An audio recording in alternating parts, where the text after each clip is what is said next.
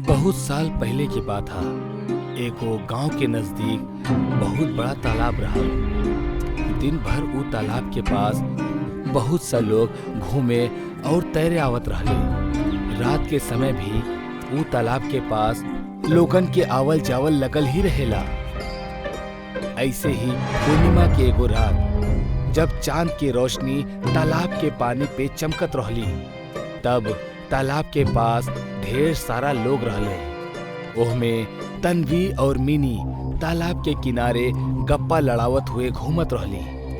बात करत करत तन्वी के पैर फिसल गईल।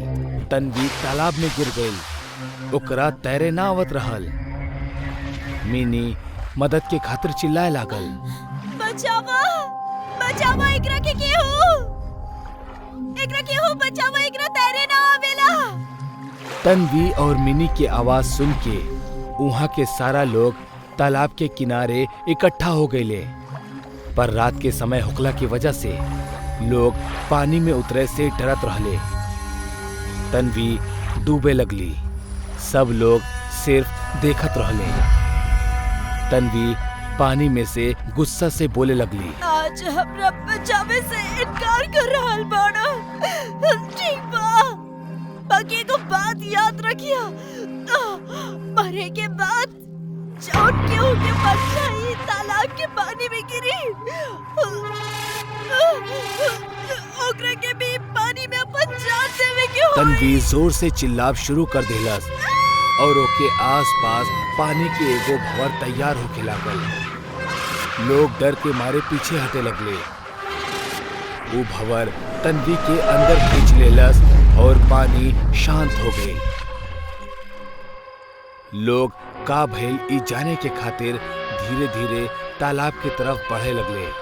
इतने में ही तालाब से चिल्लाए के आवाज आई, याद रखिया, परछाई। सारा लोग डर के गांव भागेले और ऊ रात से तालाब के नजदीक सारा लोग आवल जावल बंद कर देले।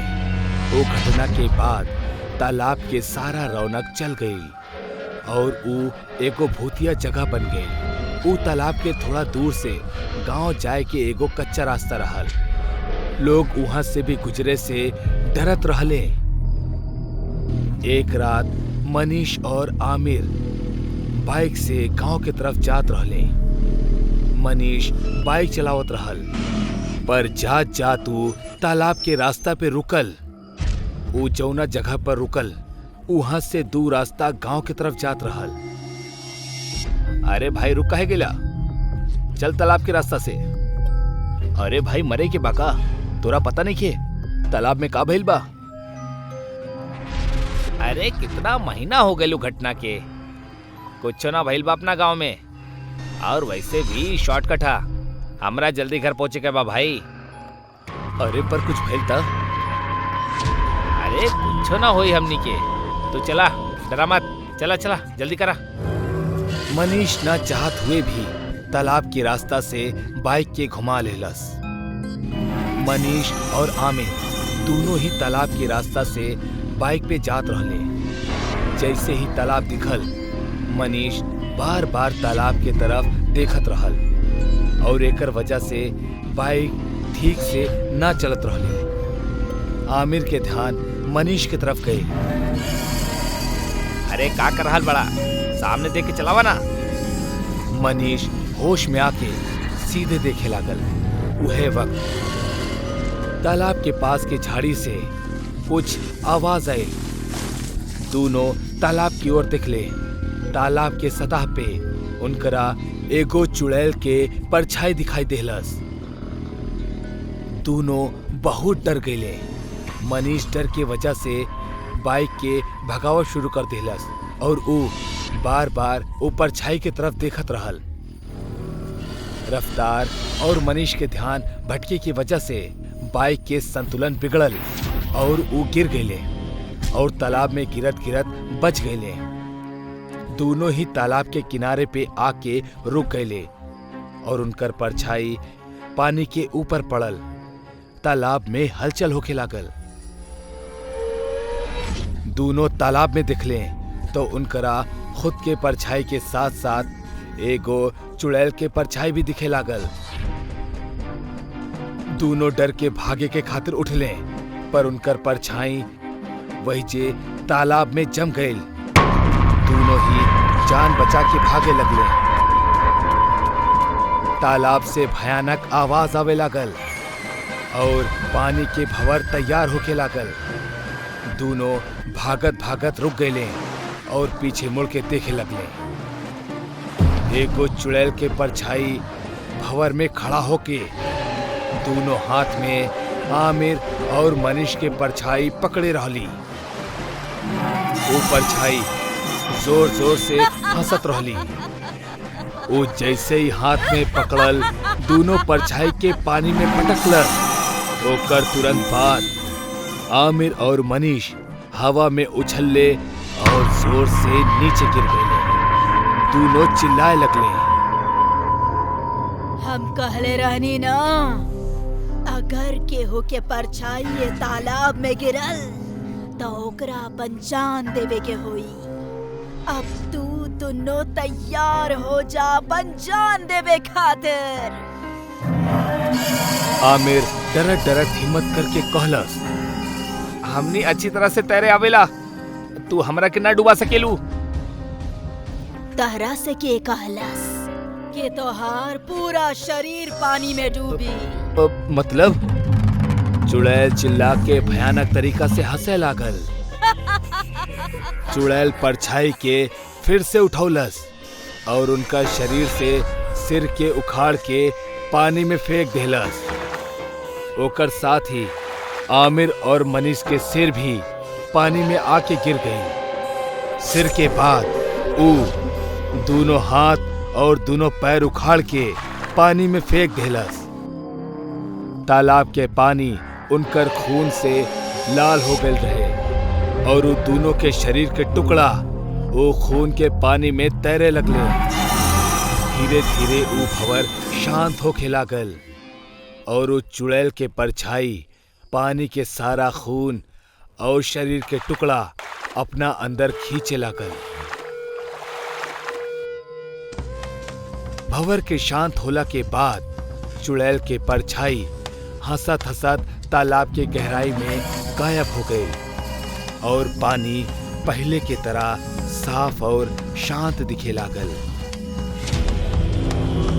तालाब से थोड़ी ही दूरी पे उनकर बाइक गिरल पड़ल रहल, जेकरा ऊपर एगो कौवा बिल्कुल शांत बैठल रहल। सारा माहौल शांत रहल। अचानक तालाब में से चुड़ैल के परछाई के दो हाथ आए और वो बाइक के हवा में उठौलस और गांव के तरफ फेंक देलस। ओकर बाद वो हाथ फिर से तालाब में गायब हो गई। वो हाथ के वजह से वो कौवा डर गई और उड़त उड़त उस जोर से कांव कांव करे लागल।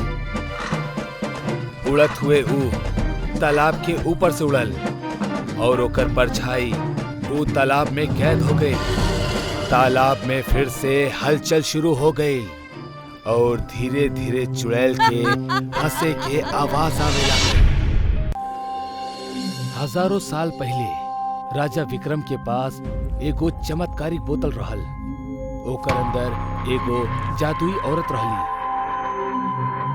जेकर जादू के इस्तेमाल राजा अपना दुश्मन के मारे के खातिर करत रहल। एक दिन राजा विक्रम के कहला पे वो औरत दरबार के एगो पंडित के वो बेगुनाह होखत हुए भी जहर दे देलस। पंडित मरत समय वो औरत के श्राप दे देलस। ए जादुई औरत, हम तोहरा के श्राप दे रहल बानी कि अब से जौन भी व्यक्ति तोहरा के बोतल के बाहर बुलाई वो खुद तोहार शिकार हो जाई। और अब से तू कोनो जादुई औरत ना बल्कि शैतानी चुड़ैल बन के बोतल से बाहर आईबू। बोतल के चुड़ैल। ई घटना के बाद राजा विक्रम वो बोतल के तहखाना में छिपा देलस। दिन बीतल चल गई।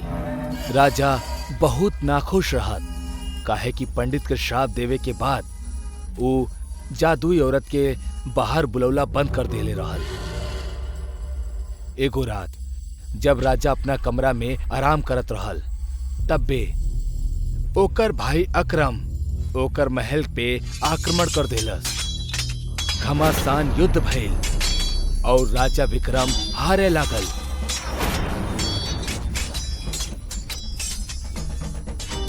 अब ओकरा से रहा न गइल और वो बोतल ढूंढे खातिर तहखाना के तरफ भागे लागल। बोतल तहखाना के एकदम अंदर छिपाल रहल। राजा वो बोतल के लेहलस और खोले ही जात रहल कि एकदम से रुक गइल। ओकरा पंडित के श्राप याद आ गइल और वो डर गइल। पर थोड़ी देर बाद वो हिम्मत के वो बोतल खोले के तय कैलस।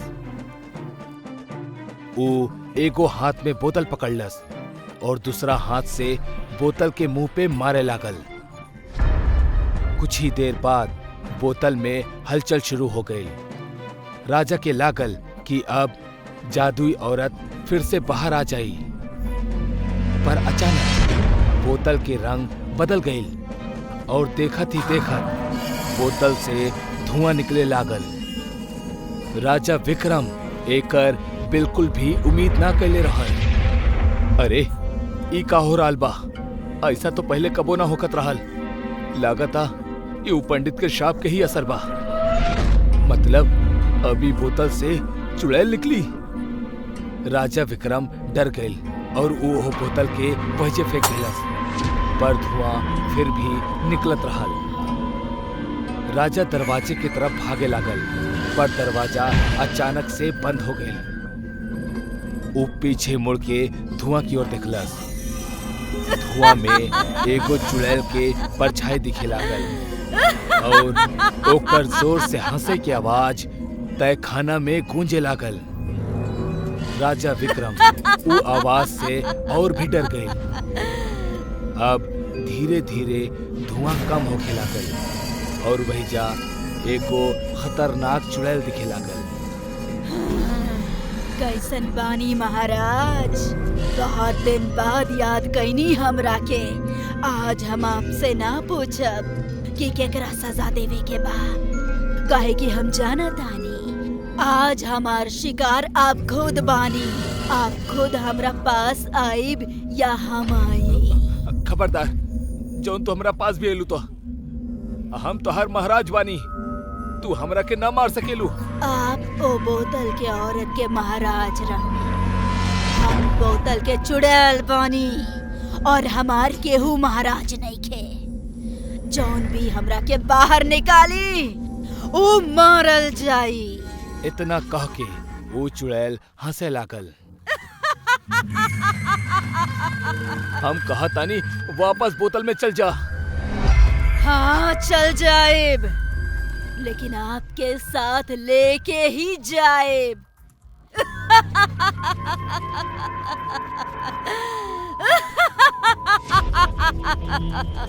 चुड़ैल एकदम से राजा के पास गई और अपना हाथ से ओकरा जकड़ लेलस। राजा निकले के बहुत कोशिश कैलस, पर वो निकल ना पाई। चुड़ैल फिर से धुआं बन गई और राजा के लेके वो बोतल में चल गई। बोतल पहले जैसे होके वही जे तहखाना में पड़ल रहली। बाहर दरबार में अकरम के नया राजा घोषित कर दिहल गई। राजा विक्रम ही राज्य छोड़ के भाग गइल बा, काहे कि अगर वो ना भागत त निश्चित ही वो हमरा हाथ से मारा जाए। प्रधान जी, राज्य के प्रधान आगे आवेला। अब हम नया बोतल के देखल चाहतानी, जेकर मदद से विक्रम इतना लड़ाई जितले बा।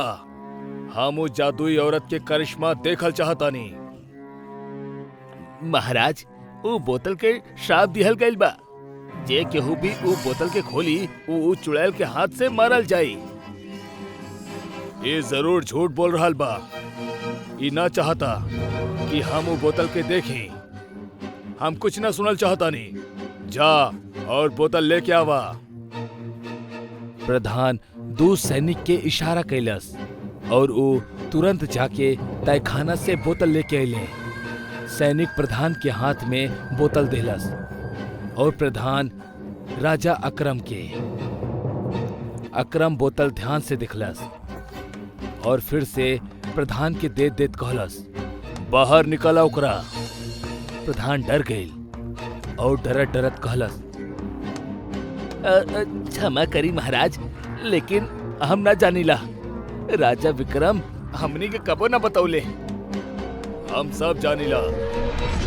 ये सब तू लोगन के साजिश है ताकि हमरा जादुई औरत ना मिले, लेकिन हम एकरा लेके ही रहब।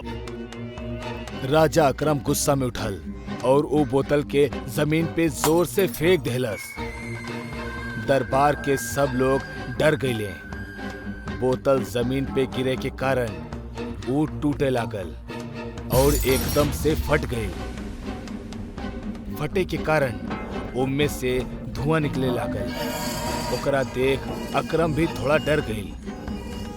पूरा दरबार में धुआं फैल गई और चुड़ैल के हंसे के आवाज आवे लागल।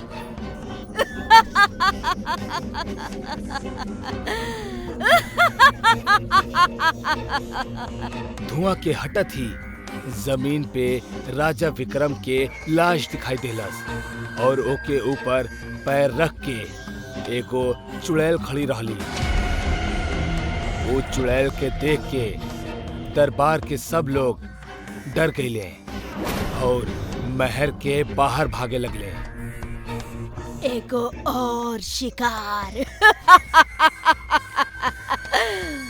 चुड़ैल राजा अकरम के उठा लेलस और ओकर तलवार के लेके ओकर सिर धड़ से अलग कर देलस। चुड़ैल तलवार में राजा अकरम के सिर के फसौलस और सिंहासन पे रख देलस। चुड़ैल उड़ के बाहर आइल और अपना मुंह से आग बरसा के पूरा महल के आग लगा देलस। महल जल के खाक होके लागल। चुड़ैल खुले आसमान में उड़े लागल। चुड़ैल के बोतल टूटला की वजह से वो अब आजाद हो चुकल रहली और अब जे भी ओकर रास्ता में आई वो ओकरा के मारे लगल रहली। एगो गांव में आलोक नाम के बहुत नामी चित्रकार अपना बीवी और लड़का मित्र के साथ रहत रहल, पर अब बुढ़ापा की वजह से ओकरा चित्र बनाओ कठिन लागत रहे। एगो रात आलोक अपना कमरा में चित्र बनावत रहल और ओकर बीमार बीवी बेड पे लेटल रहल। आप का कर रहल बानी? सोच जाई ना, बहुत रात हो गइल बा। हम अपना जीवन के आखिरी चित्र बना रहल बानी। एकर बाद हम कौनो चित्र ना बनाई। के कर दिखाई? आलोक ओकरा चित्र दिखा के कहेला, तोहार। अच्छा बा। हवा की वजह से ऊपर वाला पन्ना उड़े लागल और बीवी ओकर नीचे वाला पन्ना पे के चित्र थोड़ा सा देख लेलस। ओ नीचे के कर चित्र बा? आलोक पन्ना के पलटलस और नीचे वाला चुड़ैल के चित्र सामने आ गई। हे भगवान, कितना भयानक चुड़ैल बाड़ी।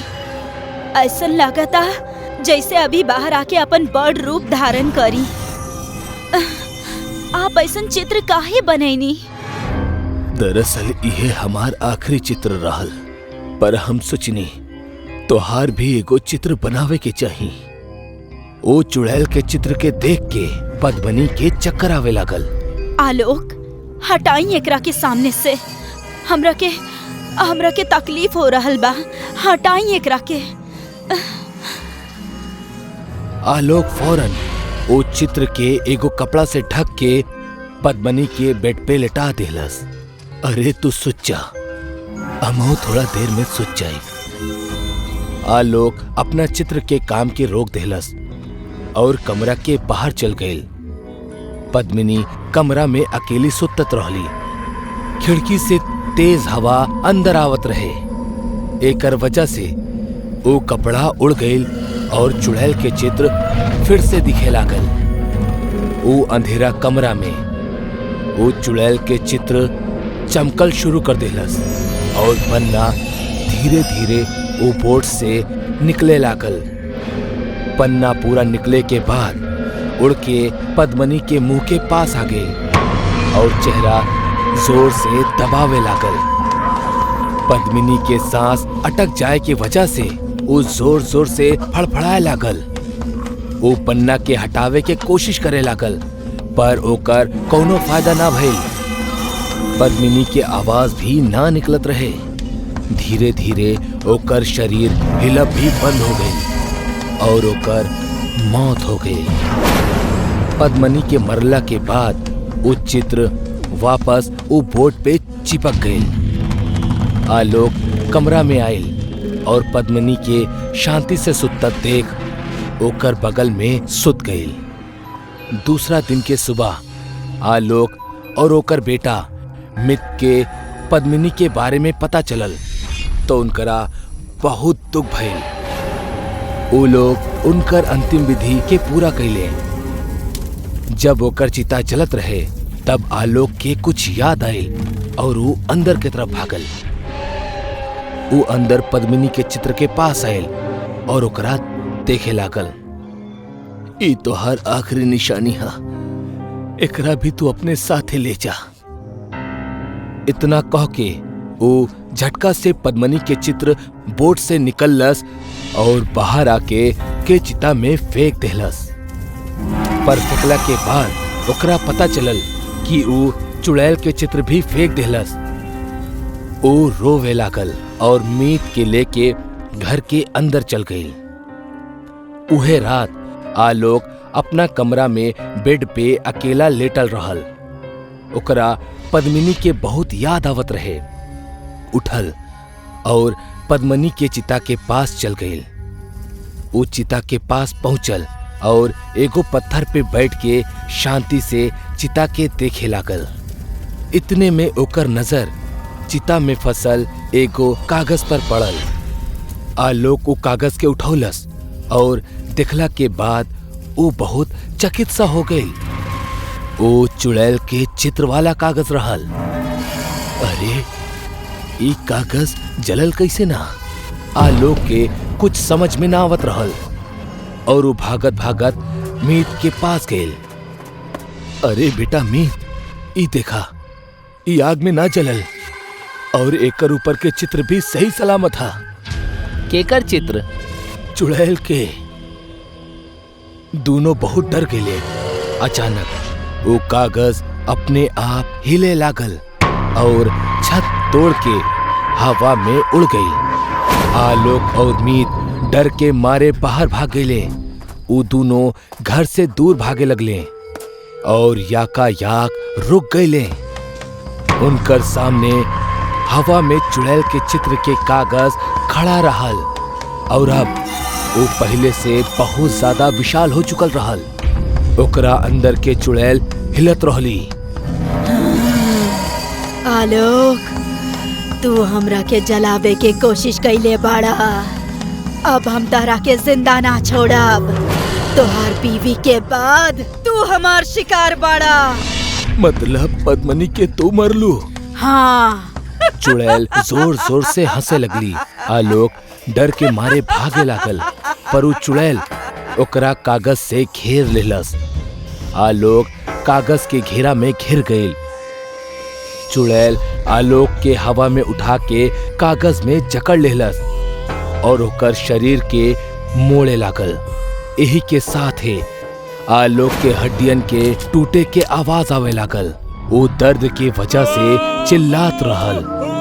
अंत में ओकर आवाज शांत हो गई और वो कागज आलोक के खून से जगह जगह लाल पड़ गए रहे। चुड़ैल कागज के झटका से खुल्लस और आलोक के मुड़ल शरीर मीत के सामने आके गिर पड़ल। मीत डर के निगाह से आलोक के तरफ देखत रहल। चुड़ैल मीत के पास आवे लागल। अब तोहार बारी। मीत डर के मारे पीछे जाए लागल। वो नीचे पड़ल एगो लकड़ी के उठौलस और चुड़ैल से डर के बोलस, देखा आगे मत अइहा। तू हमरा के एगो छोट सा लकड़ी से ना मार सकेला। चुड़ैल हंसे लागल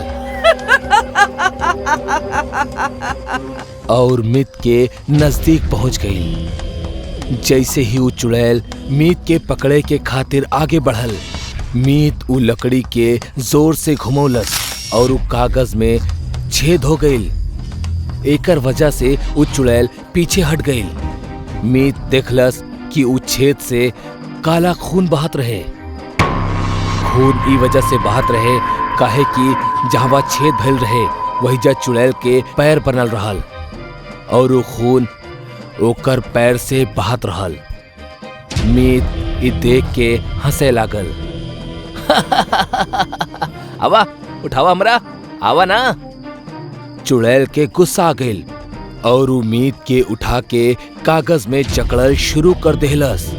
मीत भी जोर से लकड़ी के घुमौलस और कागज के 2 हिस्सा में फाड़ देहलस। चुड़ैल जोर से चिल्लाए लागल। कागज के पकड़ छुटला के वजह से मीत नीचे गिर गई। चुड़ैल 2 हिस्सा में कट गई। कागज चुड़ैल के काला खून से भर गई और धीरे धीरे छोटा होके लागल। कागज अपना पूरा आकार में अइला के बाद जमीन पे गिर गई और जले लागल। ओकर साथ ही चुड़ैल के जल्ला के चीख भी सुनाई देवे लागल। कागज के पूरा तरह जल जइला के बाद मीत आलोक के लाश के पास गई और काफी देर तक रोवत रहल।